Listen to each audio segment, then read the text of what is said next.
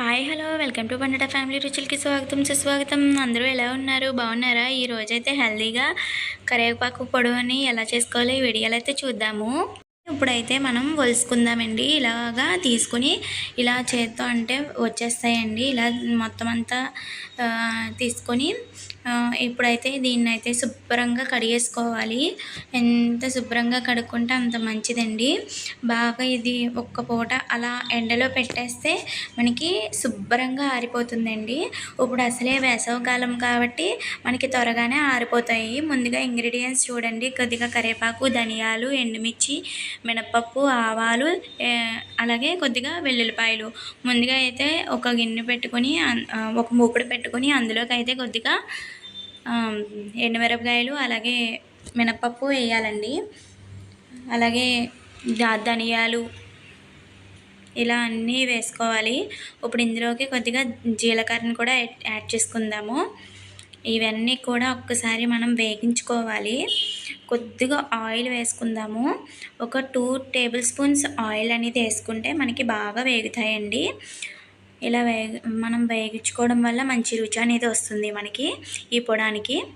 ఇప్పుడు ఇలా లో ఫ్లేమ్లో పెట్టుకొని మనం కొద్దిగా ఒక 5 మినిట్స్ అలాగా వేగించుకోవాలి.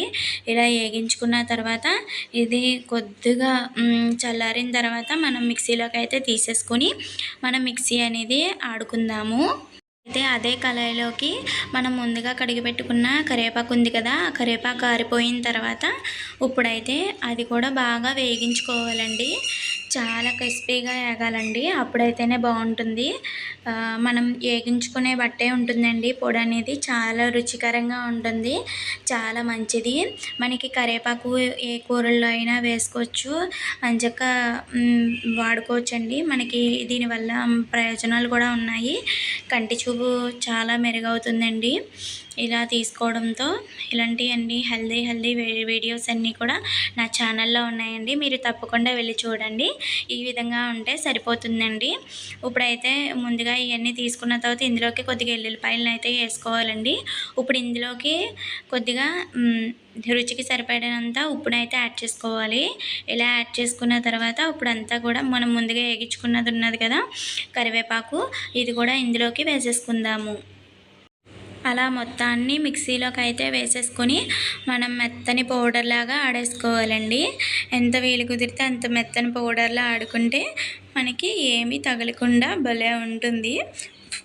ఇప్పుడైతే ఒక గిన్నెలోకి అయితే సర్వ్ చేసేసుకున్నాను. ఇప్పుడైతే గార్నిష్ చేసేసుకుందాము. ఈ విధంగా గార్నిష్ చేసేసుకుంటే కరివేపాకు పొడి అనేది రెడీ అయిపోయింది. అంతేనండి. ఈ వీడియో మీకు నచ్చినట్లయితే లైక్ చేయండి, షేర్ చేయండి, నా ఛానల్ని సబ్స్క్రైబ్ చేయండి.